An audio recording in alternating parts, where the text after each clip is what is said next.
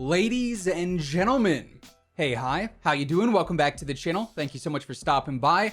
It's no secret that the Warzone meta right now is it's relatively open. It's pretty diverse, right? Like, you could go ahead and you could use a lot of different weapons, and most of them you're going to be able to be pretty successful with, I would say. You don't really have a lot of choices that are just downright awful right now. There's a few, but for the most part, there's a lot of really, really good weapons and really competitive weapons right now. But at the same time, there's also the weapons to use, right? The weapons that are really consistent in a lot of different areas. Ultimately, they are the best weapons in the game, and this is an ever-evolving category, right? But right now, today, we are breaking down the top 10 best weapons to use in Warzone.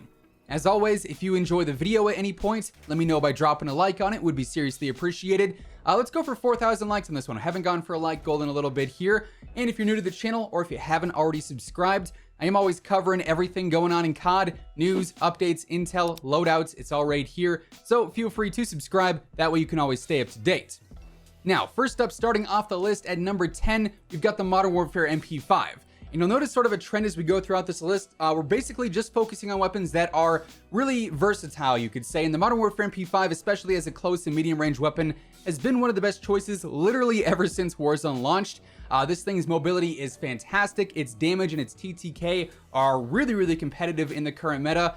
And you also have like the ease of use here as well. It doesn't really have much control to worry about. Like, overall, the MP5 from Modern Warfare is a very easy to use weapon. It's a very consistent weapon, and that hasn't really changed ever since the game launched.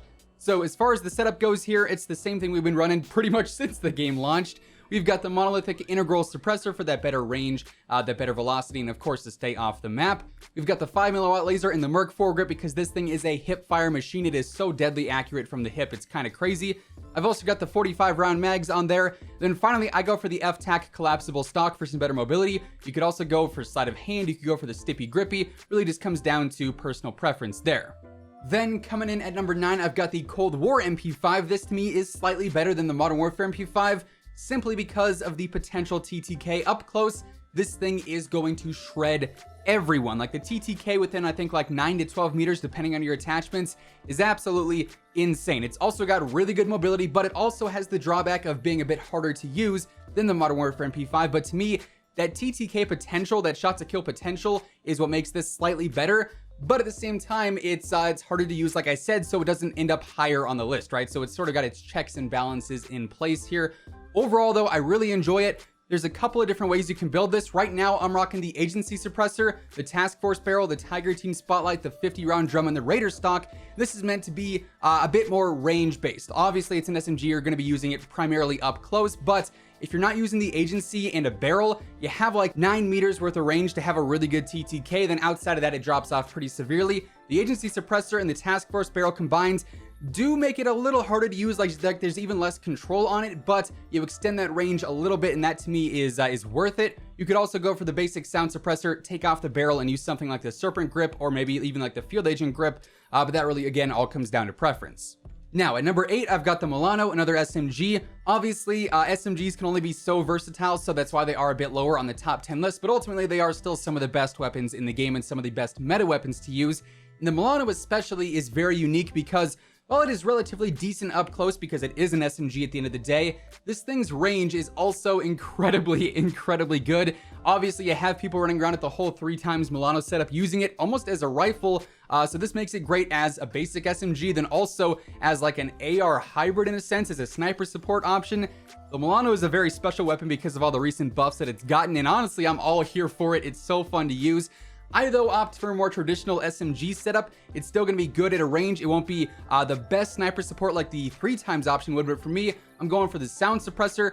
You could also swap that for agency if you want a bit less mobility in terms of like ADS speed and whatnot. Again, preference based, really. I've also got the task force on there, the Tiger Team spotlight for better mobility, the 55 round drum, and then finally the Raider stock as well. Like I said, pretty basic Cold War SMG setup. Following that, at number 7, we've got the Ppsh. This and the Milano actually have very similar TTK patterns. Like, up close, they are relatively similar. The Ppsh is a tad bit better, but then they drop off at about the same distances, meaning the Ppsh can actually be relatively decent in some of those medium range fights as well. You're not going to probably be using it in those fights as much as you would the Milano, for instance, but it has the potential there. And of course, up close, this thing is one of the most dominant SMGs in the game. The TTK is actually one of the best in the SMG category. And for that reason, it's an easy top 10 pick for me. Like, it's a no-brainer, really. And again, we've got a very basic Cold War SMG setup, almost a copy and a paste of the last few that we've looked at. Sound suppressor for the muzzle, task force for the barrel, Tiger Team spotlight for the laser, 71 round drum, which just gives you all the ammo in the world to work with, and finally the Raider stock yet again. Then at number 6, we're moving away from the SMGs and getting into the LMGs. I've got the PKM. This thing's long-range TTK is absolutely insane. We just talked about this the other day. Like, this is a powerhouse of a weapon if there's ever been one. Its control is super, super easy. Its range, obviously, and its damage over that is absolutely absurd. It's, of course, a lot slower because it is an LMG, but as a primary weapon, this is by far one of the most reliable you can use in Warzone right now. And honestly, it has been that way for a long, long time. It's just not as popular as some other weapons because it is an LMG, and generally those are some of the lesser used weapons compared to rifles, tac rifles, SMGs, so on and so forth. But for the PKM, we are using the monolithic suppressor first and foremost. Of course, that's a no-brainer. We've also got the heavy barrel for better range and velocity. I like to use the tac laser to help out with some speed and stability there. I've also got the VOK 3x optic, and then finally the snatch grip for better mobility and better control, which is a super cool attachment.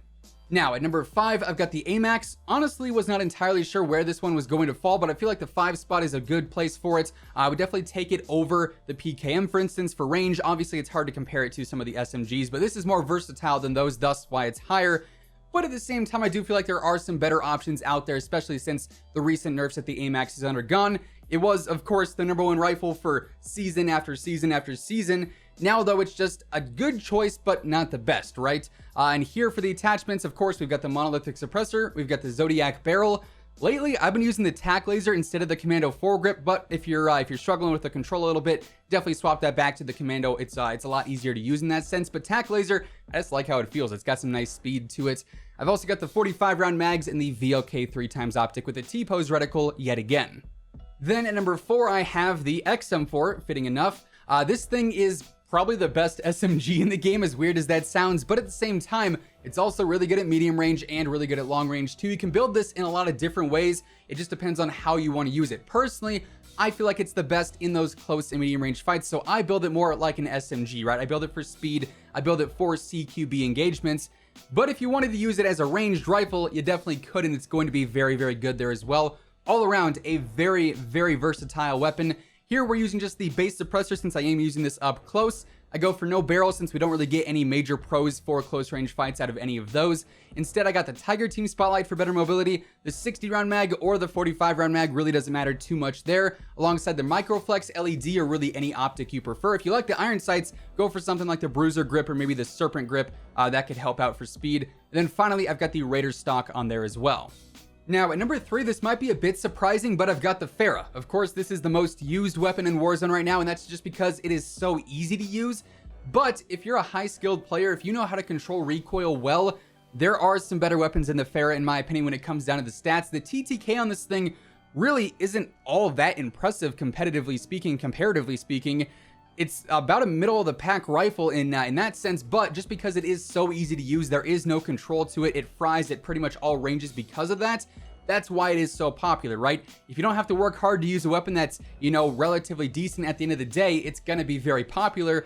But if you're willing to put in some work, you can actually get, a better potential out of other weapons that obviously we're gonna get to here in just a second. But on the Pharah, the laser beam weapon in Warzone right now, I've got the GRU suppressor and the RPK barrel. We are using this at a range. I've also got the Spetsnaz grip to completely eliminate any and all recoil there might be, alongside the 60 round mag, and then finally the 3x optic, which is basically just like the VOK 3x from Modern Warfare. Then for number 2, I've got the AK-47. This is very similar to the XM4 in a lot of ways. You can use it up close, you can use it in medium range, you could use it at long range. Personally, I think the AK-47 is better at long range than the XM4 is, but I also prefer the AK-47 at close range over the XM4. That's just how I like the weapon, how it feels to me. It's just, I'm more confident with it in my hands, I would say. But because I do like it more at a range and I feel like it's more efficient at a range, that's why I have it over the XM4, even though they are so similar to one another. But like I said, my preferred build for this is close range based. We're basically building it just like we would on the XM4, with the exception of the suppressor. I actually go for the GRU here over the basic one. just in case I run into some like medium range fights, I can use this still and it'll be relatively decent. I don't have to worry about that range drop off too much. I've also got the Tiger Team Spotlight on there for a bit better mobility. The 45 round mag or the 60 round mag really doesn't matter yet again. The Microflex LED or any optic you prefer over that, and then also the skeletal stock as well. And of course, all we have left is that number 1 spot, and I gotta go with the C58. This thing is basically the AMAX 2.0 in my opinion. Its rate of fire is slightly slower than some of the other options here, but the power makes up for that. This thing is a beast. It hits like a truck. I had to say it in this video at least once, right? It is so strong. The TTK is incredibly competitive across all ranges, and it's relatively easy to use. It does have a bit of recoil, so it's like harder to use in the Pharah, for instance, but the damage it puts out is so much better than the Pharah's. That's why I like this gun so much more. It has the higher skill gap, but it also has the higher reward, right? So this thing to me is a no-brainer number 1 pick.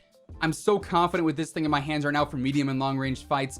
I absolutely love it. As far as the attachments go here, pretty basic agency suppressor, task force barrel. We're getting some control out of that. We're getting better velocity and range out of that.